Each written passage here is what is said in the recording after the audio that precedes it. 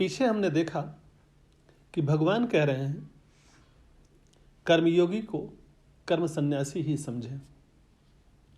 दोनों समकक्ष हैं, दोनों अपना कर्तव्य कर्म करते हैं। कर्मयोगी और कर्म सन्यासी अपने कर्म का आधार अपने कर्मफल को नहीं बनाते। दोनों की मन स्थिति समान होती, दोनों राग द्वेष से परे होते हैं, दोनों में अपनी दृष्टि का भेद होता।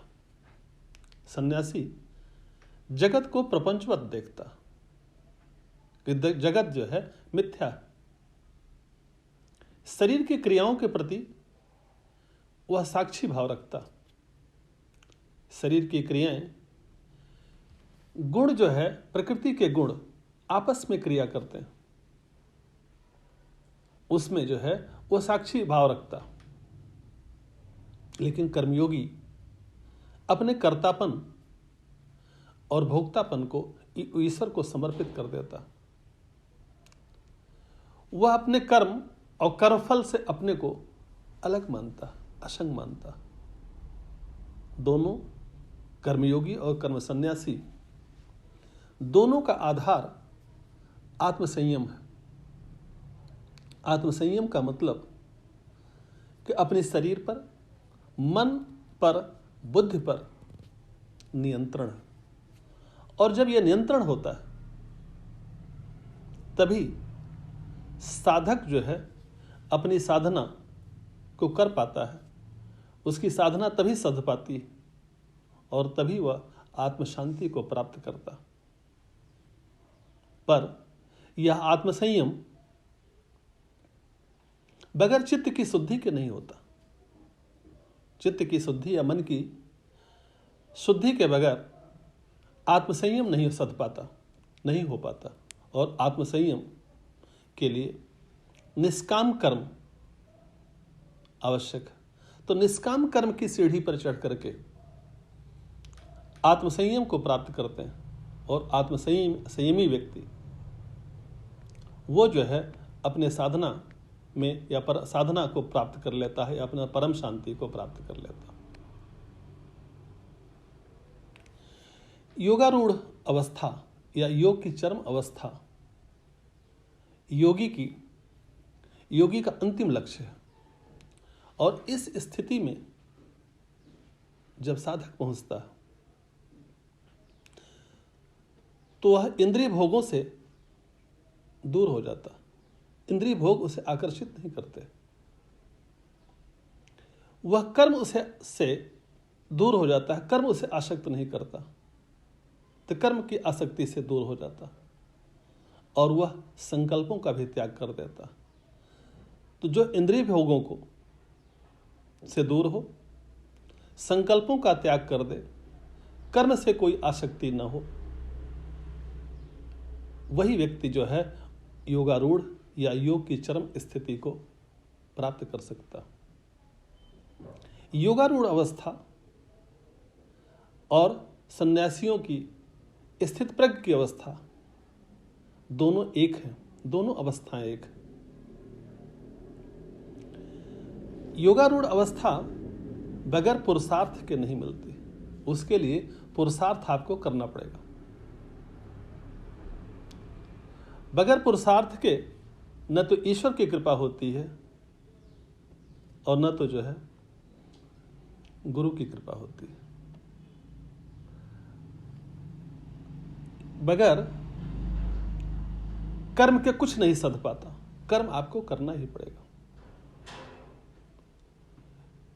बड़ा सुंदर उदाहरण मानस में तुलसीदास जी ने दिया। रामेश्वरम में सेतु बंध हो चुका है,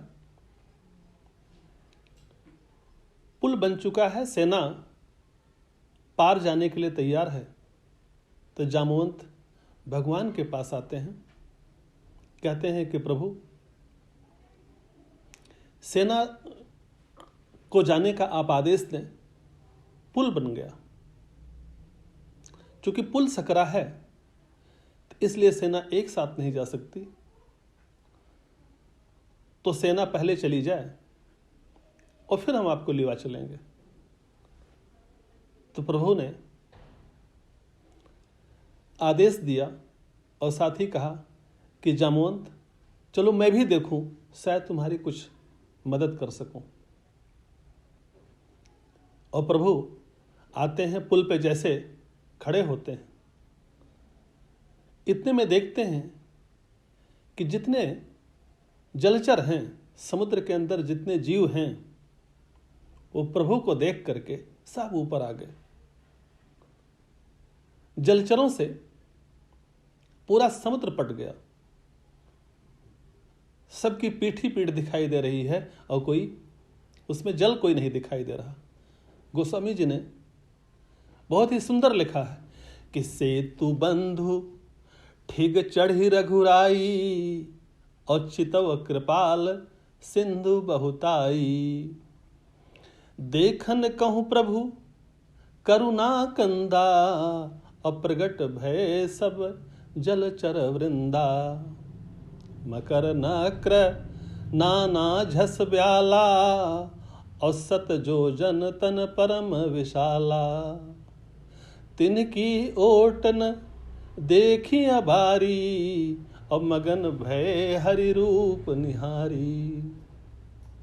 ये सारे जलचर, सारे जो जल में जीव थे, सब प्रभु को देखने के लिए बाहर आ गए, रूप को निहार करके मग्न। तो भगवान मुस्कुरा करके जामुन से कह रहे हैं कि तुम कह रहे थे कि पुल तो बहुत सकरा है, देख नहीं रहे हो कितना विशाल है यह। 100 योजन तक के जीव ऊपर आ गए, इतना विशाल पुल बन गया। तो भगवान के संकेत को जामुन समझ तो गए, तो उन्होंने कहा प्रभु इस पुल पर कोई बानर अगर चढ़ेगा तो वह जीव अगर नीचे की तरफ चला गया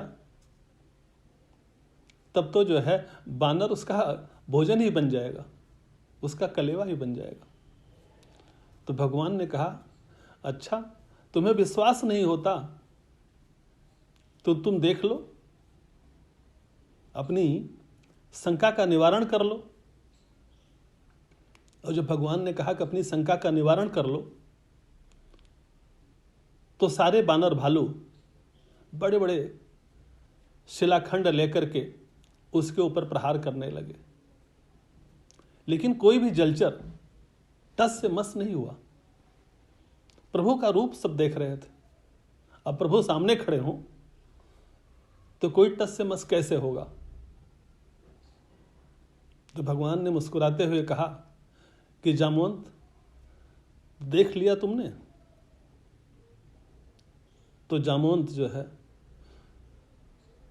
ने कहा समझ गए जामवंत।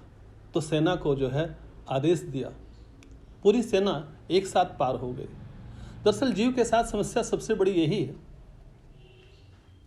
कि अपने बनाए पुल पे उसे विश्वास होता, लेकिन भगवान की कृपा से जो पुल बनता है उस पर विश्वास नहीं होता।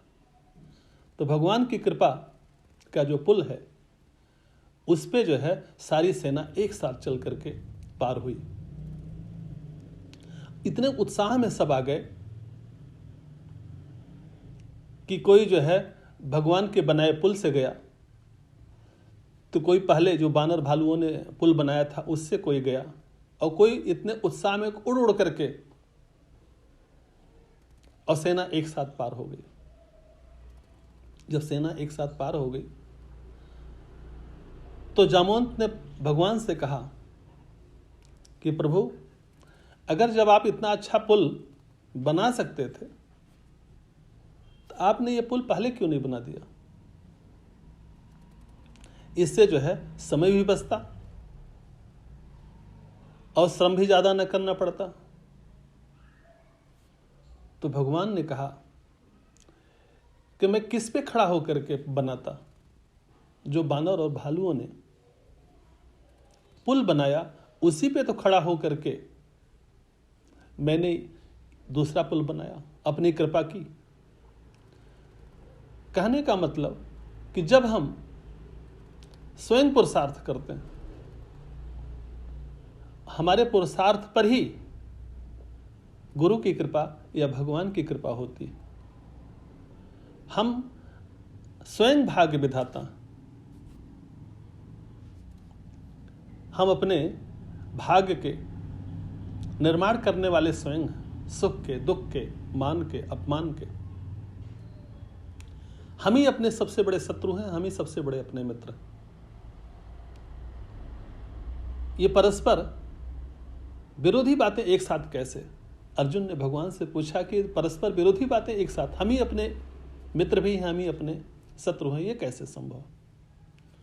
तो भगवान कहते हैं कि जब हमारा मन बुद्धि पर नियंत्रण हो, देह पर नियंत्रण हो जाए, तो हमारा मन वो हमारा मित्र बन जाता है। हमारे सारे कार्य वो हमारे हिसाब से होने शुरू हो जाते हैं। हमारा मन हमारा साथ देना शुरू कर देता। मन, बुद्धि और देह पर अगर हमारा नियंत्रण नहीं है तो हमारा कर्म वो हमारे लिए शत्रु बन जाता है। वो हमें गलत रास्ते पर लेके चला जाता। तो आखिर कब होता है? हम कब अपने शत्रु बनते हैं और कब अपने मित्र बनते हैं? तो भगवान कहते हैं कि जब हम द्वंद्वों से परे हो जाएं, द्वंद्व हमें परेशान न कर सकें, सुख दुख, मान अपमान, जय पराजय, ये हमें परेशान न कर सकें, हम एकदम स्थिर रहें, विचलन न हो हम में, तब जो है हम अपने मित्र बनते हैं। और भगवान पर हमेशा ध्यान हो, क्योंकि द्वंद्व जो है या सुख दुख ये तो आज है, कल नहीं होगा। ध्यान हमेशा पर प्रभु पे हो, परमात्मा पे हो।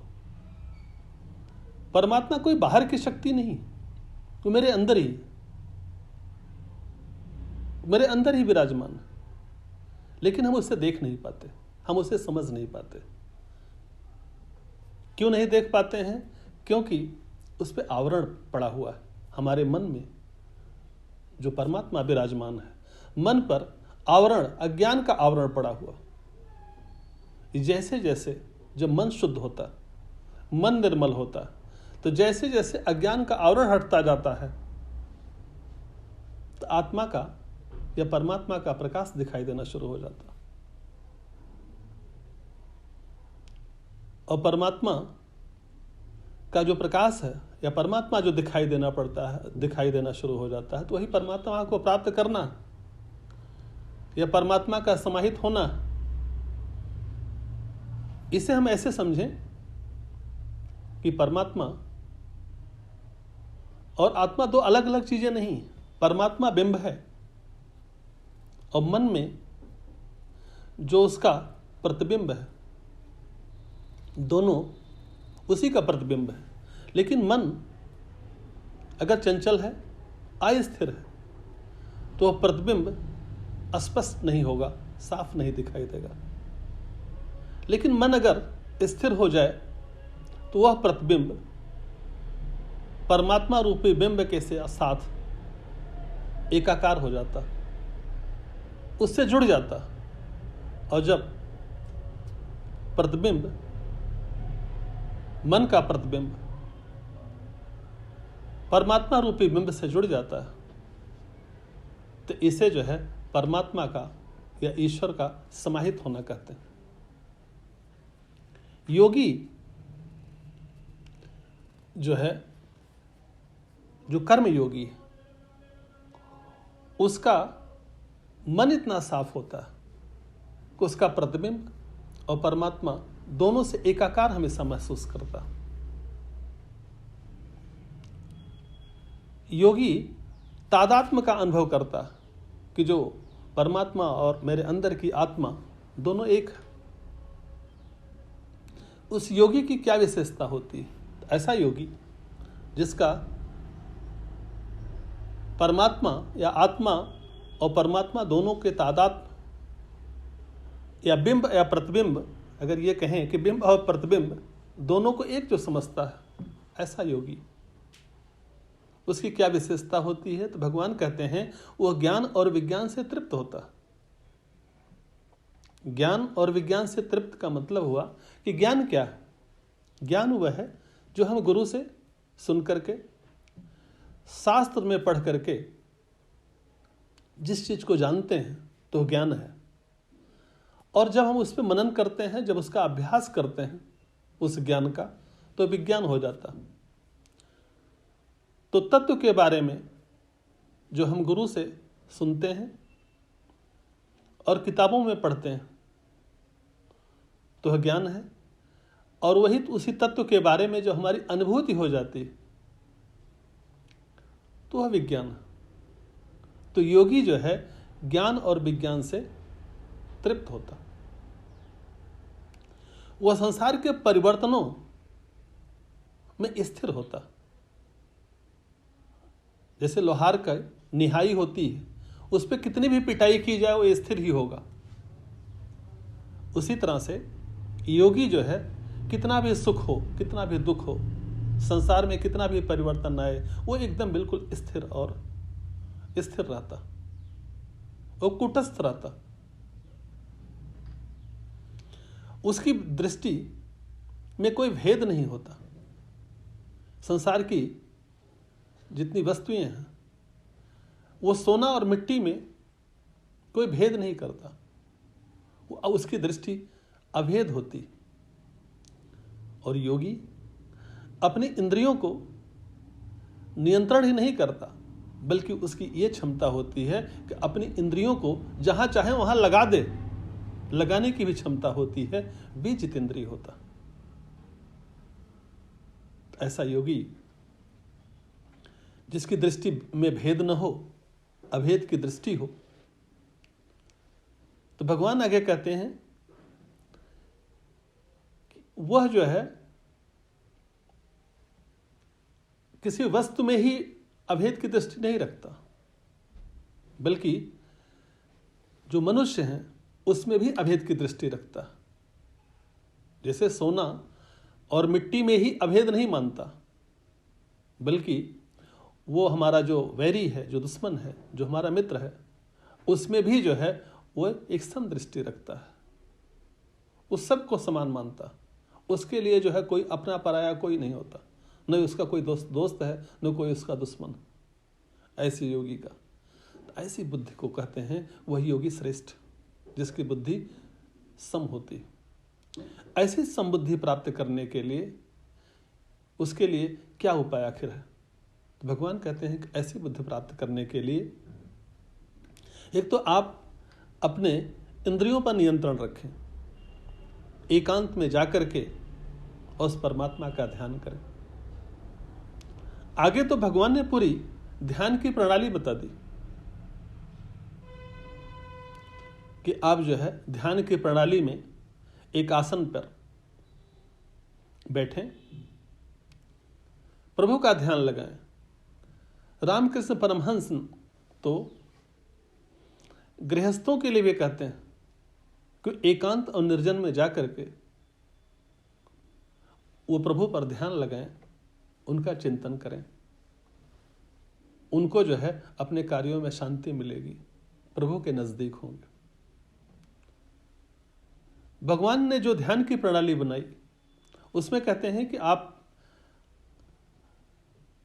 साफ सुथरे स्थान पे जाएं, आसन लगाएं, कुसा बिछाएं, मृगचर्या बिछाएं, अच्छे वस्त्र बिछाएं जिस पे आप बैठ करके आसन लगा सकें, साधना कर सकें। ध्यान रखें कि वो आपका आसन आपका खुद का हो, अपना हो। आसन न नीचे हो न ऊपर हो। आसन जो है ऊंचा नीचा ना हो, आसन पर बैठें। तो आसन पर बैठ करके क्या करें? कहते हैं आसन पर बैठ करके ईश्वर पर ध्यान लगाएं।